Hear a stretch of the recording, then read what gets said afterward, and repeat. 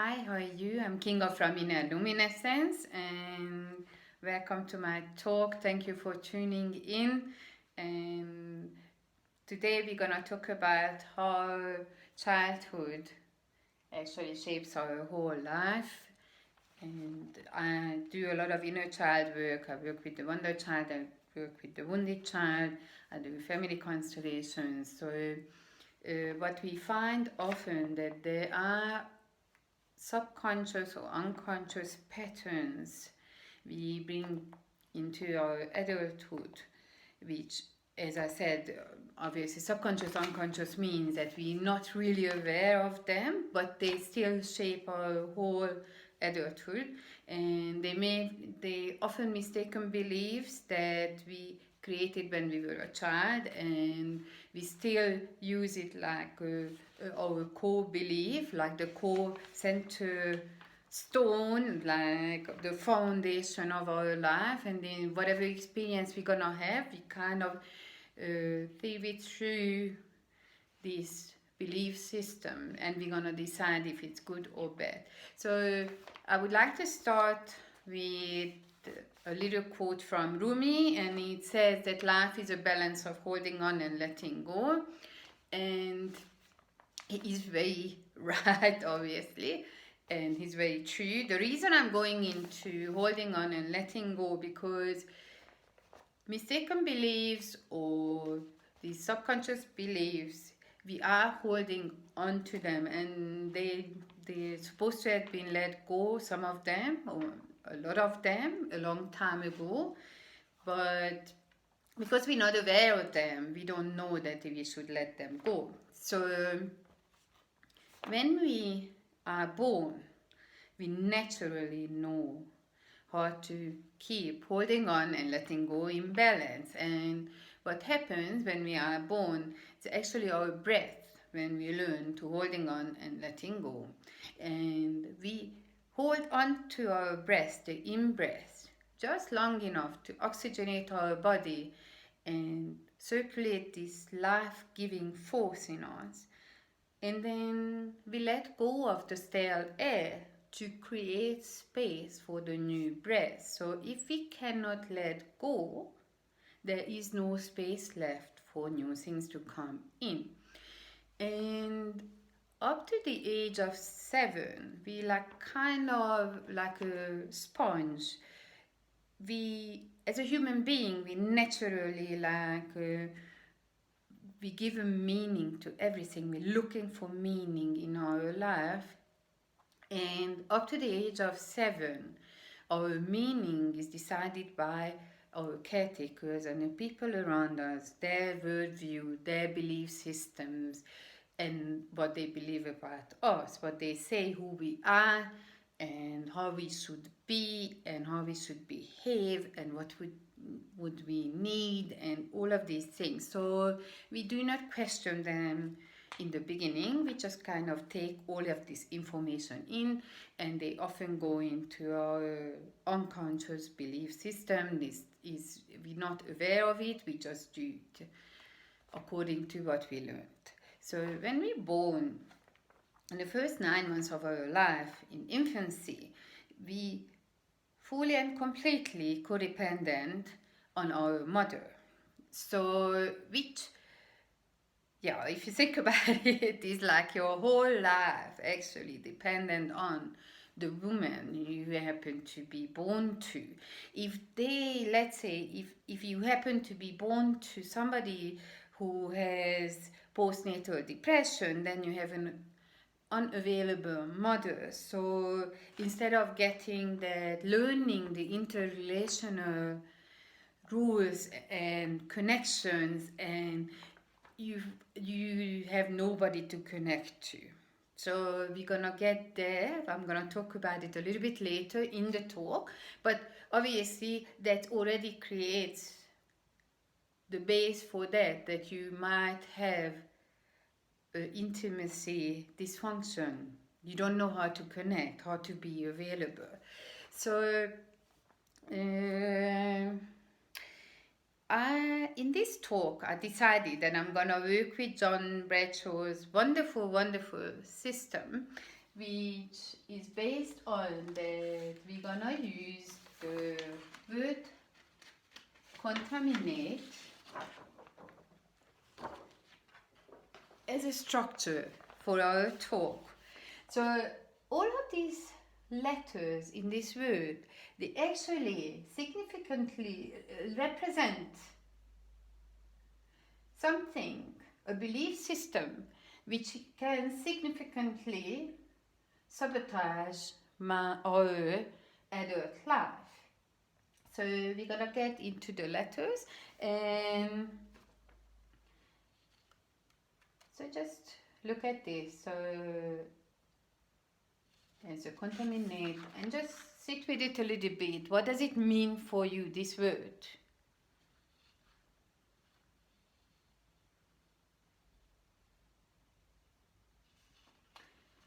So letter C stands for codependence. And codependence, as I said, in the first 9 months of our life, is totally natural to be codependent. But later on, it's not good for us. What does it mean? What it means that we actually are not aware of our needs. We don't know what we think is right, what we really need. So we need another person outside of us, a person, a belief system, a political party, a country where we born to. We need something outside of us to tell us what we need. We feel we cannot live without this other party. So kind of our self is outside of us, and this is the breeding ground for codependence is a dysfunctional family system. So if we want to use an example, like an alcoholic's family is a good example. If you have an alcoholic in our family system, then everybody, it's so life-threatening for the whole family that everybody in the family constantly looks out for that person, what an alcoholic is doing, how is that person is feeling, is he drunk, is she available, is she gonna cook or not gonna cook, are we eating, we not eating. So everything depends on this person who is drinking, and it becomes so chronic that we become hyper vigilant about what is happening outside of us. So now we're not looking for our needs, we're not looking for inside, it's not safe outside, so we have to constantly look outside for the information that to make our life safe, we have to rely that that person is okay. So it doesn't matter if we're not okay. It matters that the other person is okay. When he's okay, when she's okay, I'm gonna be okay. So we forget about to look in, to check for our own needs. And the next one is the offender behavior. So offender behavior is like original soul murder, is also called the original soul murder. And offender behavior means that we do to the people around us what was done to us in our childhood. So obviously this means that normally what happened in the childhood of a person who chooses this one, that violence and abuse creates often this offender behavior. So we all know that often people who were molested as a child, they often become child molesters themselves. I'm not saying that everybody who was molested becomes a child molester. I'm just saying that it does happen. So this is the offender behavior. And then next one is narcissistic disorders. So being narcissistic, it became like a narcissistic. I hear quite often that this person is also he is so narcissistic. So what happens actually as a child, when we are born as an infant, we're naturally narcissistic. We don't have a self yet. We're learning who we are through the eye of our mother or our caretakers. So what happens? We need this constant attention. We need to see in the eye of our mother love. This is what the breastfeeding is about. That is just that the eye contact, so the baby can feel loved fully and completely. If we happen to not be in love for the very one we are, then there is a hole which was created. There is a need for love. Now you can imagine that the child has an insatiable need for this love and attention, and our self-worth is sitting with this if we get this love or we don't get this love. So we feel that we don't worth anything if that love is not given. So if it's taken to adulthood, that insatiable need for love stays there. Nothing is enough. Do you love me? And if you get an answer yes, then how do you know love me? How much you love me? Are you sure you love me? This is not enough for me the way you love me. So it becomes ongoing, non-stopping. So signs are going from one relationship to the other because this person is not actually, when the admiration phase is finished, his life is not all about me, so I have to move on and have to find a new one. Often being how much money a person has, it gives a self-worth. So often people with narcissistic disorder, they're gonna look to earn a lot of money, so they become admired by other people by their wealth, or become a performer, so the admiration comes from the audience.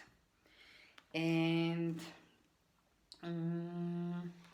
like addiction, sorry, I forgot that, very important. You remember I said there is that hole for the love, so it's often creates addictions to try to fill this hole, but with the addiction we're going to talk about it a little bit more later on. So then T stands for trust issues. And trust is actually, believe it or not, it's created in the first 9 months of our life, or at least the base of it. So if our caretakers at least a little bit reliable, then, and more often than not, our needs are looked after. When we cry, somebody comes and soothes us, and when we're hungry, gives us food. So our surroundings feel safe. Then the child comes out from this phase, the first 9 months, with basically more trust than distrust. It didn't happen, so the caretakers were not trustworthy enough, and the child was hurt. So a good example would be, which is like totally seems like harmless, but like feeding the child on time, that the child only eats every 4 hours. So it doesn't matter if the child cries, then we're only gonna feed in 30 minutes time, we're gonna feed the child. So that creates in the child, it doesn't matter if I cry, nobody comes. But it also can be totally out of the reach of our parents. Let's say somebody is born with a certain, like hernia, so the child cannot find rest, it cries, the mother and father maybe tries to soothe the child, but is no way, because there is pain. So that child can easily come out from their infancy with trust issues. And then what happens with the trust? Because we don't trust what is outside, it becomes about control. If I control my surroundings, more I control, safer I am gonna be. So Patrick Kahn said that the people with trust issues, they often gonna mix up intensity and intimacy. So when I'm feeling so much in love and there's so much energy between us, and even say chemistry between us, and it's like sparks fly and everything, I must be so intimately in love with this person. It's actually not, because then you're not trusting this person yet. It's all about just the emotions are on a very, emotion is energy in motion. So emotions are running on a very, very high octane, but it's not intimacy yet. You can only be intimate when you can fully and completely share yourself with the other person, and you fully and completely accept it. And you trust that person that they will accept you as you are. I don't want to change you, not gonna fix you, just as you are. Then the other thing, it can happen that obsession and care becomes mixed up. So let's say there is a parent where the children, they already got married, but they cannot stop meddling in their married life and in their adult life, and still telling them what they should do, how they should live their life. And it's all about care, but it's actually they obsessed with their child's life. They're not accepting their child as they are. They believe that their child is here to actually live the life they dreamt for the child, not their own life. They cannot have their own experiences. They must be safe from their experiences. So they confuse care and obsession.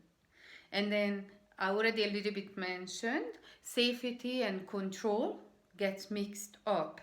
So the COVID-19 actually very, very interestingly showed us this point that it's actually not possible for us to control the environment around us and make it safe. So by locking us in, we got safer, so the environment is safe, but then the economy was falling apart. So you can go into two directions from here. You can totally go into overwhelm and fall apart, or you can actually understand that it's not possible for me to hold everything. Hold on, remember, I have to let go of certain things. Certain things are out of my hands.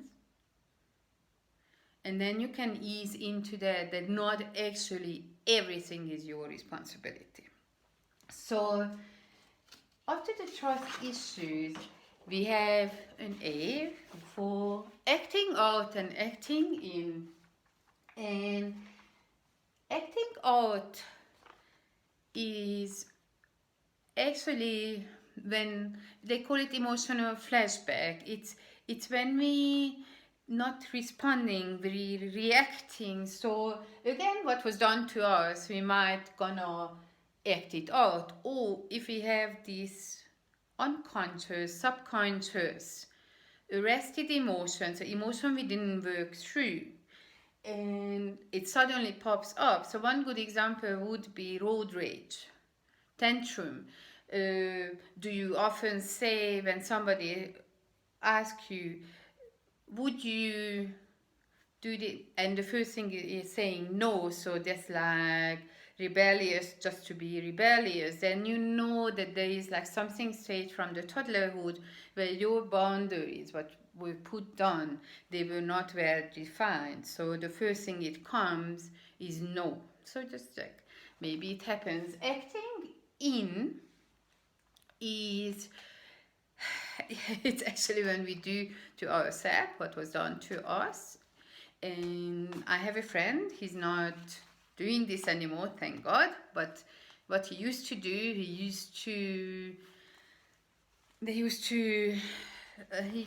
was abused, so he used to be beaten up, which he's not gonna admit that he was abused.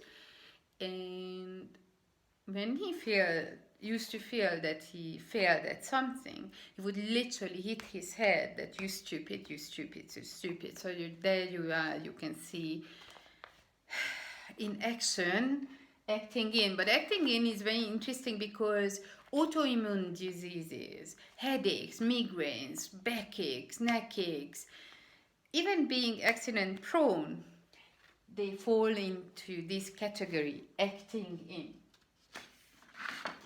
Then magical beliefs. Now, okay, so I love magic.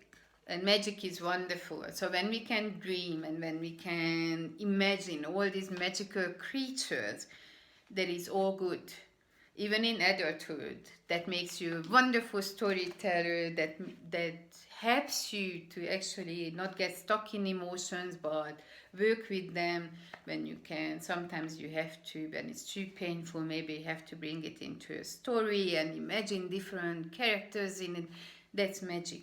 Magical beliefs, that's a different thing. Magical beliefs, when we got somehow stuck, this Hollywood belief that there is a happy ending. So if I reach this or if I reach that, then I'm after that. Then it's like happy. When I find a perfect partner, then I am gonna be happy. When I have money, I'm gonna be happy. My life is gonna be fine. I'm never gonna have any other problem. So we believe that what we do and what we say and what we achieve is actually gonna determine, like, it's gonna put our emotion to one happy ending, or we can actually make somebody to feel something or think something. So it from childhood, it can come from that it was said that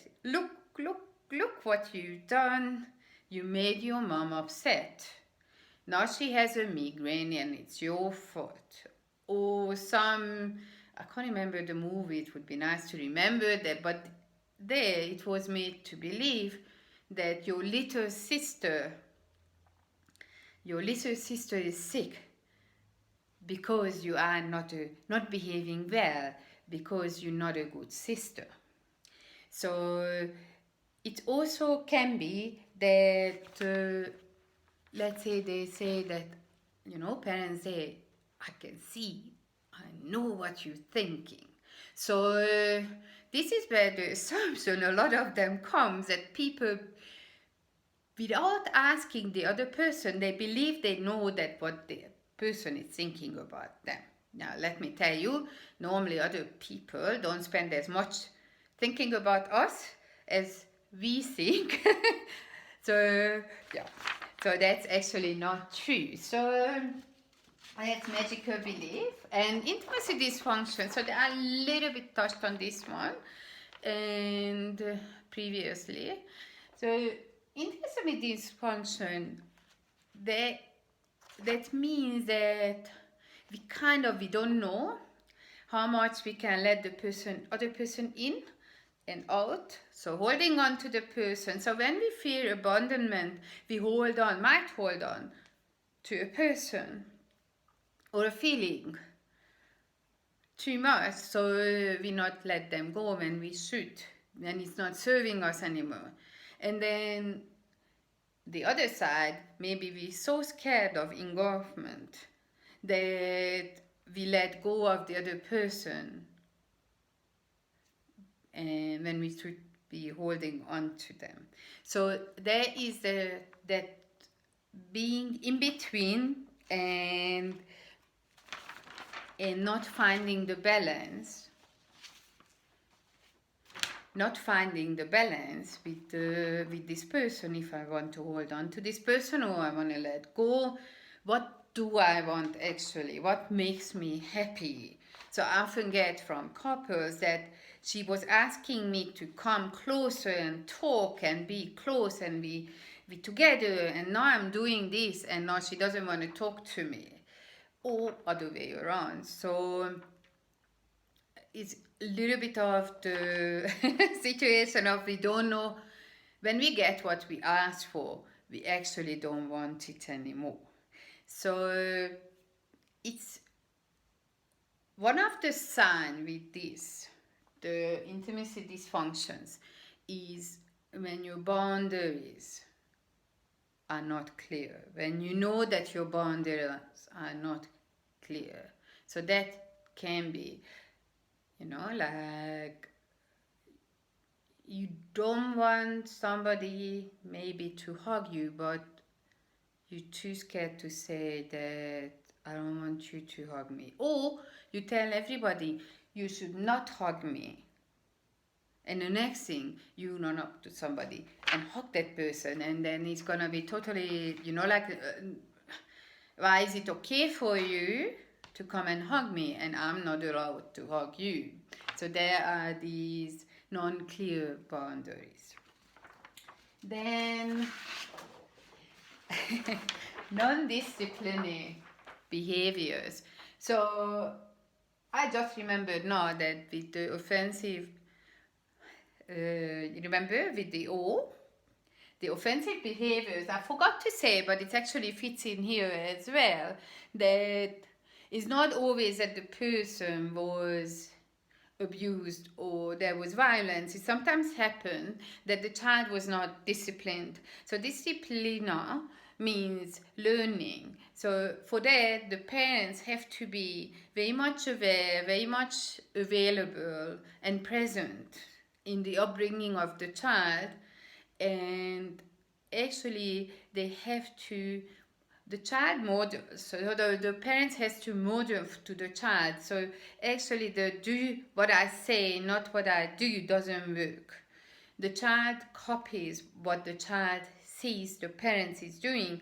They can pick up that the parents is saying one thing and doing another one, and they actually gonna follow. This is gonna be what they believe it's okay to be done, what the parent is doing. So that's like very important. So often with the offender and non-disciplined behaviors, so then you have parents where they were kind of no discipline for the child, and then you can end up with a spoiled child, and that can create offender behavior, but it can also create procrastination, not being able to say no, whatever I want it. There is no way that I'm not gonna have it. So there is that belief system that just because I want something, that is my right to get it. And and then there is when a child is over disciplined. It's too much discipline, too many rules, too rigid, so that child becomes rigid.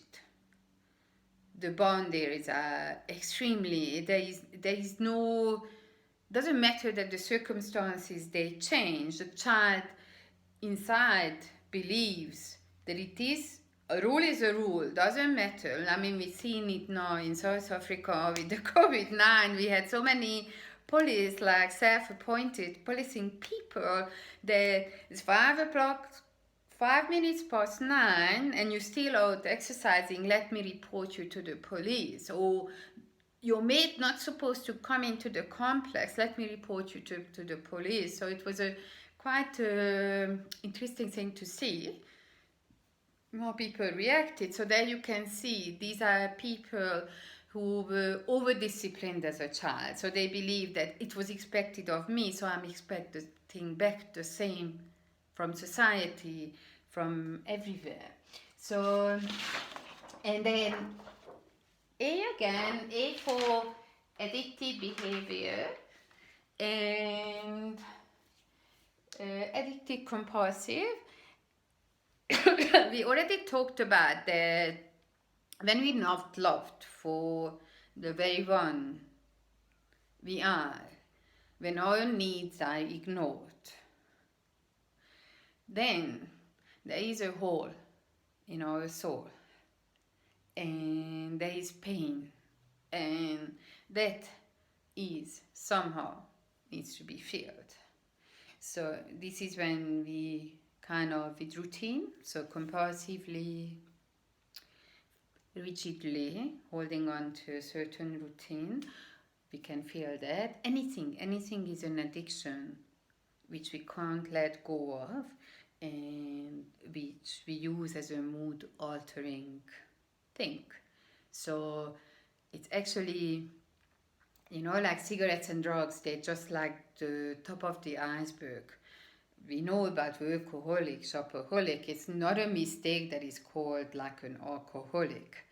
Okay, but it can be eating too much, but it also can be fasting. People can get actually addicted to fasting. They're controlling their body. There is safety. Remember going back there. There is safety in controlling. So extreme control gives the feeling of safety. So addictive people, okay, they're not somebody who's supposed to be punished. They're supposed to be helped. Okay, you can feel the pain. They have enormous pain inside. So, yeah.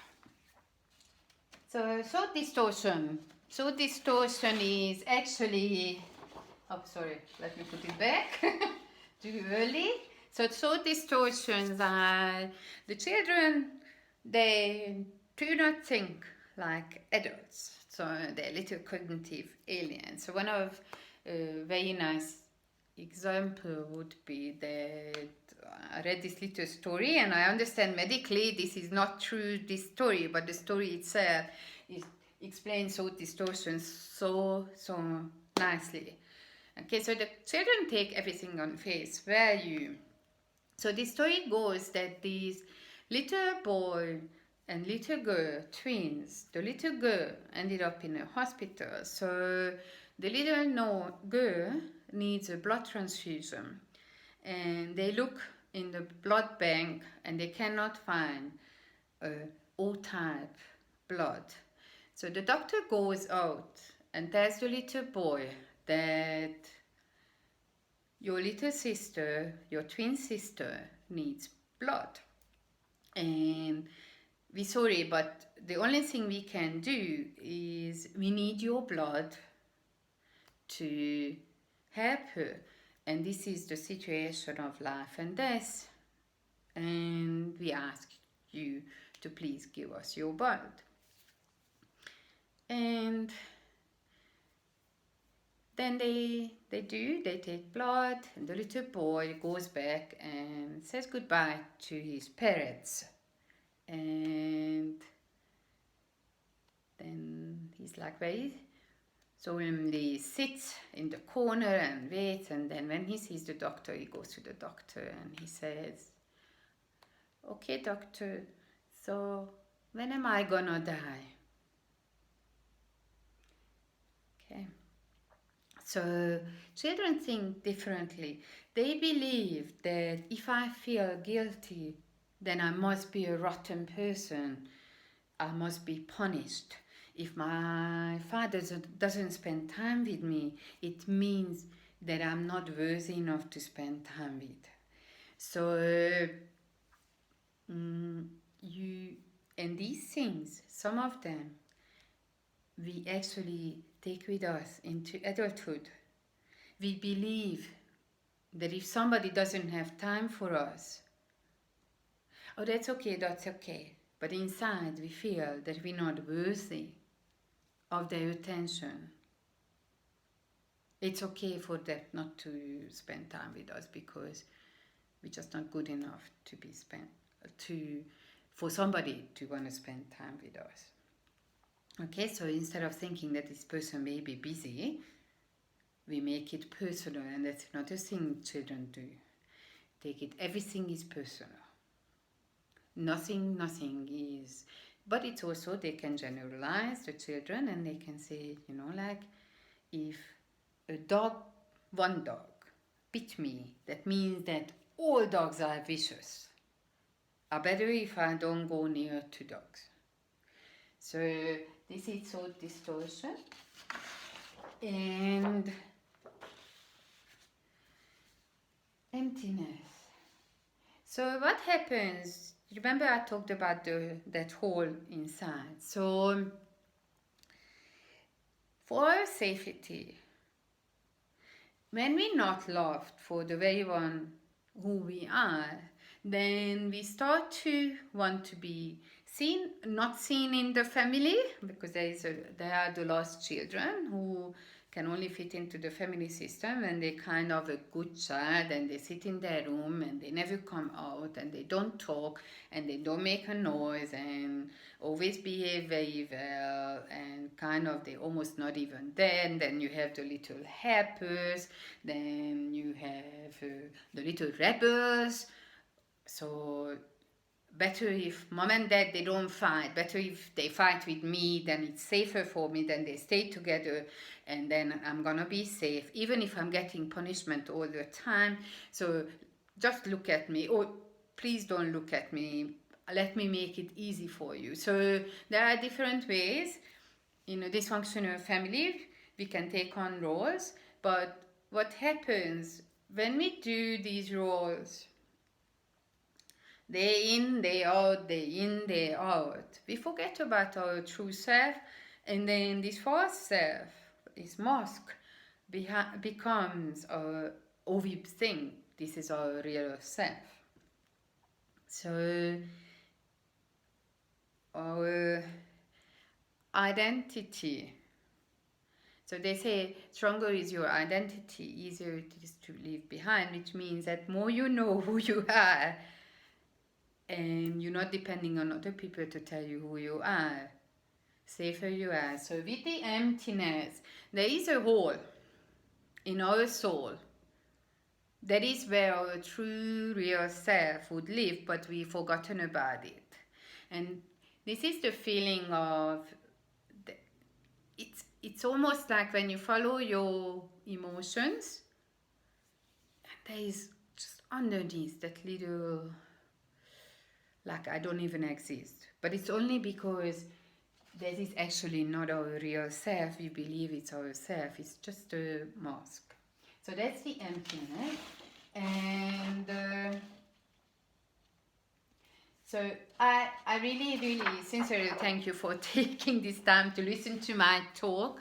And congratulations to my listener who won the 1.5 hour in-depth inner child and emotional intelligence free coaching session with me. So the good news is that with love and kindness and understanding, you can take this child and lift up and give it to the child what the child needs. So you can bring it out from the unconscious and make it conscious. And when it's conscious, you can see what is happening, why I'm reacting like this, why I'm not able to respond. Respond also means responsible. So take responsibility for your part, but love that part inside you. Don't blame it. Don't blame your parents. It's not about that. They done the best they could. And so just love yourself, be kind, look for the real you inside you. Thank you again for listening to my talk, and I hope to see you soon. Please look me up at Inner Luminescence. Bye for now.